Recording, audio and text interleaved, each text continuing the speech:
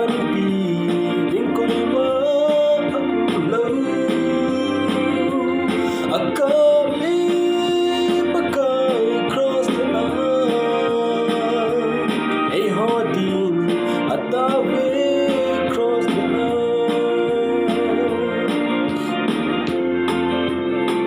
sudah lempa ahitin kipi awi tolong dan letai sat may nan mangun alualing luku aku anak sing song asut bibui anong dami pakai cross the line apan piling ko ma apulay akami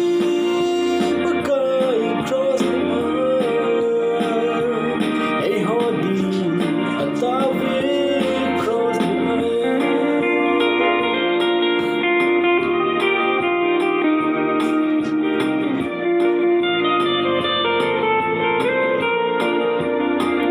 cross the